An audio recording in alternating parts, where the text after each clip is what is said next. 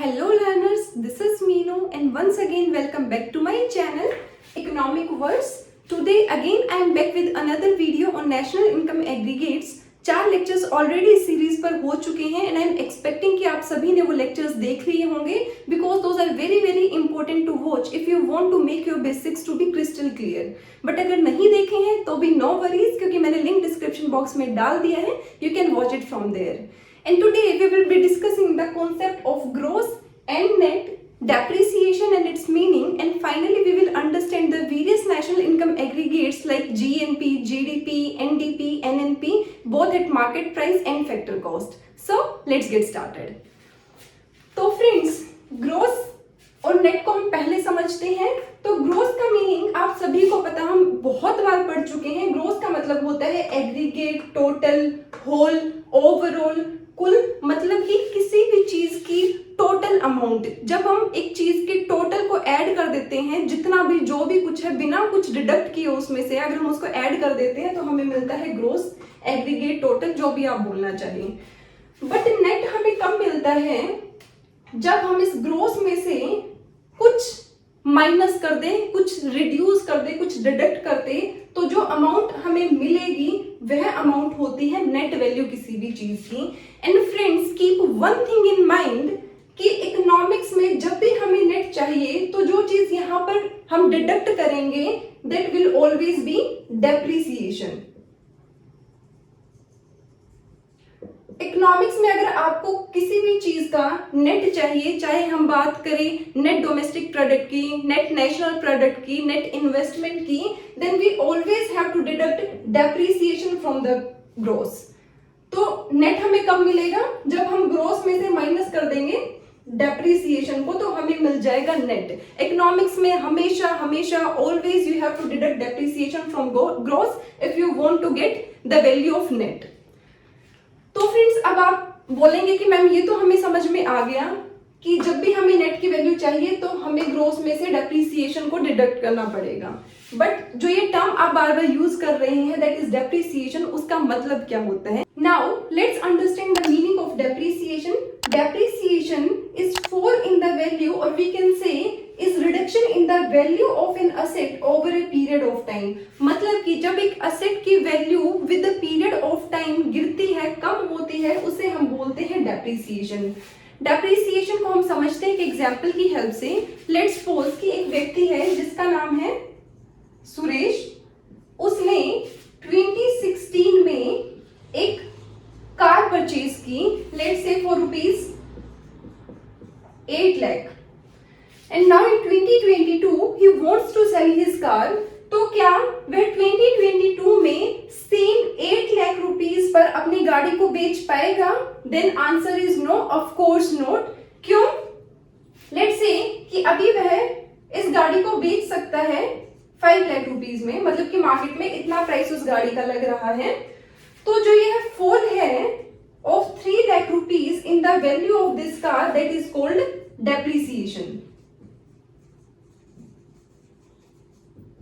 खरीदी थी 8 लाख में 2016 में, अभी 2022 में सोल्ड आउट कर पा रहा है 5 लाख रुपए में. तो जो यह फॉल हुआ है 3 लाख रुपए का इन the value of this car is called depreciation. क्यों? रीजंस क्या है? First is that he used this car for 6 years. उसने 6 साल तक इस कार को यूज किया है. और ऑब्वियसली जब हम किसी चीज को यूज करते हैं, मतलब कि वह एक सेकंड हैंड गुड है, उसको यूज कर लिया तो हम सेम प्राइस पर तो उसको परचेज नहीं करेंगे. तो first reason being use of the asset over the period of time. Second is in 6 साल में वह गाड़ी की कंडीशन जो है वो सेम तो रही नहीं होगी, उसमें कुछ ना कुछ वियर एंड टियर हुआ होगा, कुछ ना कुछ टूट फूट हुई होगी, टायर्स घिस गए होंगे, या फिर इंजन पुराना हो गया होगा, मतलब कि या फिर हो सकता है कहीं थोड़ी बहुत लग गई हो. तो मीन्स उसमें कुछ ना कुछ वियर टियर एक्सपेंसेस भी होंगे, कुछ ना कुछ टूट फूट हुई होगी. तो second reason is wear and tear. And third is कि सुरेश अब चाहता है कि वह ऑटोमेटिक गाड़ी ले, means he wants to upgrade his car. अब उसको अपनी पुरानी कार जो है आउटडेटेड लगती है, पुरानी लगती है, और अभी नई गाड़ी में इंटीरियर्स अच्छे हैं, स्पेस ज्यादा है, so that's why he wants to upgrade his car. तो third reason is obsolescence of the technology, मतलब कि टेक्नोलॉजी आउटडेटेड हो जाती है, आउट ऑफ फैशन लगती है. So the third reason for fall in the value of an asset is obsolescence of technology. So these are the three reasons due to which the value of an asset fall. और जब ये value fall होती है तो उसे हमने एक नाम दे दिया है इकोनॉमिक्स के टर्म्स में, that is depreciation. Now assets क्या होते हैं friends? Assets are the resources और goods that can generate cash flow and some income in future. जैसे कि गोल्ड हो गया, मशीन्स हो गई, इक्विपमेंट्स हो गए, टूल्स हो गए, बॉन्ड्स हो गए, शेयर्स हो गए, copyrights, patents, all these are the examples of what? Asset. कोई भी ऐसी चीज, कोई भी ऐसा रिसोर्स जो कुछ कैश फ्लोज जनरेट कर सकता है जब हम उसको सोल्ड आउट करें, and that can generate some income in future, is called asset. और डेप्रिसिएशन क्या हो गया? fall in the value of an asset over a period of time. Reasons: use of the asset over the time, wear and tear, टूट फूट का जो खर्चा है. And third is obsolescence of technology, means technology जो है outdated हो जाती है, इसलिए भी एक असेट की वैल्यू जो है विद टाइम फॉल होती है. So friends, due to the reasons that I have just explained you, we have to deduct depreciation from gross to get the net value of anything. And friends, market price and factor cost I have explained in yesterday's lecture, जहां से हमने यह equation drive की थी. Similarly GNP at market price and GDP at market price भी मैं already explain कर चुकी हूँ, जहां से हमने यह रिलेशनशिप निकाला था बिटवीन जीएनपी एंड जीडीपी. अगर आपने अभी तक उन लेक्चर्स को नहीं देखा है तो link is given in the description box, you can watch it from there. And friends, these three equations are very important to remember if you want to calculate any of these national income aggregates. So just remember these equations. Now friends, here I have introduced two new abbreviations, that is NDP and other is NNP at market price or NNP at factor cost. NDP stands for net domestic product and NNP stands for net national product. अभी हम पहले NDP को derive कर लेते हैं. NDP stands for net domestic product. नाम से ही पता लग रहा है कि हमें नेट निकालना है, और नेट कब निकलता है? When we deduct depreciation from gross. तो यहाँ पर हम क्या लिख सकते हैं? That NDP at market price is equal to GDP at market price minus depreciation. Gross में से डेप्रिसिएशन माइनस करते हैं, हमें क्या मिल जाता है? हमें नेट मिल जाता है. तो net domestic product at market price क्या हो गई? Gross domestic product at market price minus depreciation. Now we have to calculate GDP at factor coast.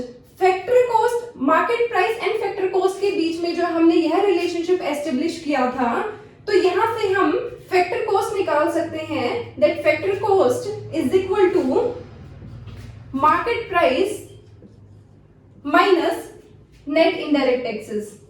Simple maths है, प्लस माइनस करना है, जस्ट इक्वेशन को उधर से उठाकर उधर रखना है. तो जीडीपी एट फैक्टर कोस्ट के लिए हमें क्या करना है? हमें मार्केट प्राइस में से नेट इनडायरेक्ट टैक्सेस को जो है डिडक्ट करना है. तो जीडीपी एट फैक्टर कोस्ट क्या हो जाएगा? GDP at factor cost is equal to GDP at market price minus net indirect taxes. तो हमें क्या मिल जाएगा? हमें मिल जाएगा हमारा GDP at factor cost. Next is NDP at factor cost, means net domestic product at factor cost. Again net है, नेट के लिए क्या करना है? We just have to deduct depreciation from gross. तो एनडीपी एट फैक्टर कोस्ट क्या हो जाएगा? Is GDP at factor coast minus depreciation.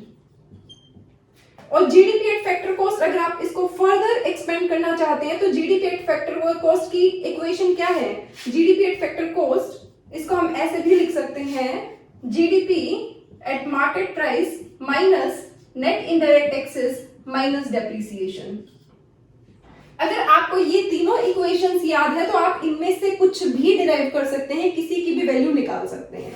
Moving forward is NNP at market price, means net national product at market price. तो फिर से हमें net निकालना है, और नेट निकालने के लिए हमें क्या करना है? ग्रोस में से डेप्रिसिएशन को माइनस करना है. यहाँ पर हम बात कर रहे हैं एनएनपी की, और एनएनपी कहाँ से निकलेगा? जीएनपी से. तो simply we have to deduct depreciation from GNP at market price.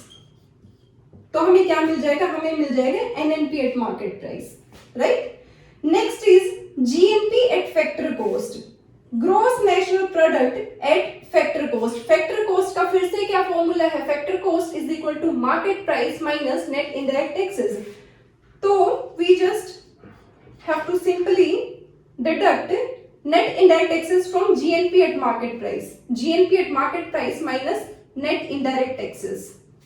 तो हमें क्या मिल जाएगा, GNP at factor cost. Next is NNP at factor cost. Further हमें क्या करना है, हमें ग्रॉस में से डेप्रिसिएशन को माइनस करना है, means we have to deduct GNP at factor cost minus depreciation.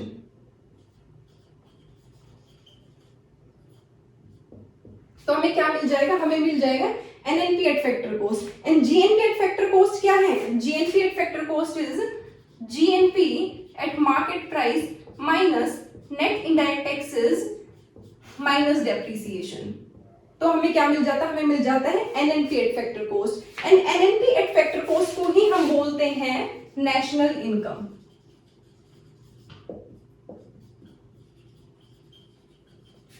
NNP at factor cost को ही फ्रेंड्स हम बोलते हैं नेशनल इनकम। नेशनल इनकम क्यों बोलते हैं, because it is the net value of all the final goods and services that are produced by the residents or the ordinary residents of a country within a specific period of time or within an accounting year or financial year.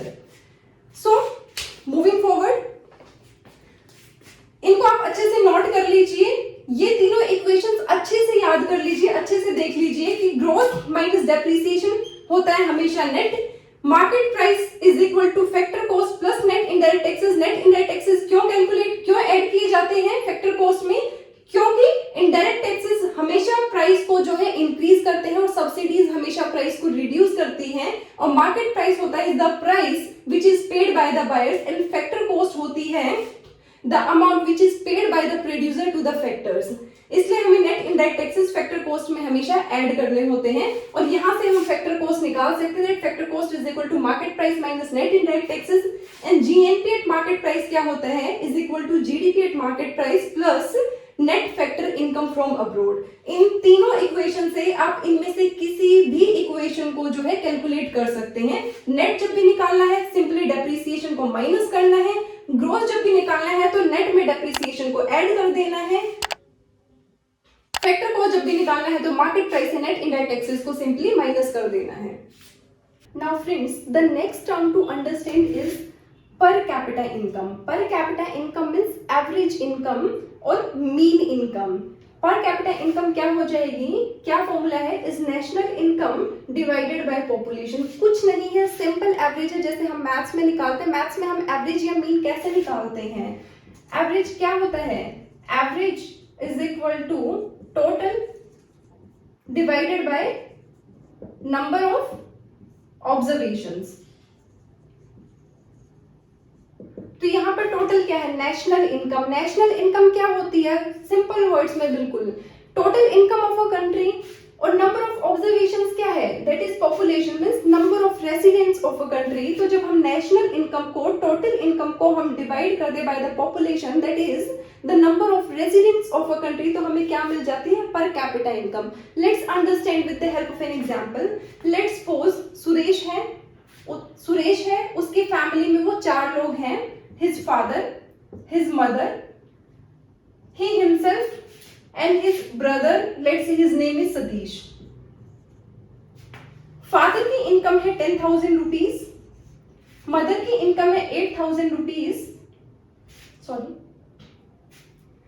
Suresh की खुद की income है 6,000 rupees, sorry, and Satish की income है 4,000 rupees. अब अगर हमें इसका टोटल निकालना है तो हमें क्या करना पड़ेगा, we simply have to add all these values, और टोटल कितना आ जाएगा हमारे पास 28,000। अब अगर हमें एवरेज निकालना है इस फैमिली की इनकम का, तो हमें क्या करना पड़ेगा, we have to divide 28,000 by 4, क्योंकि नंबर ऑफ ऑब्जर्वेशंस और नंबर ऑफ मेंबर्स इनकी फैमिली में कितने हैं, 4 है, father, mother, Suresh himself and his brother. तो 28,000 को जब हम 4 से डिवाइड कर देंगे तो हमारे पास आ जाएगी वैल्यू 7,000।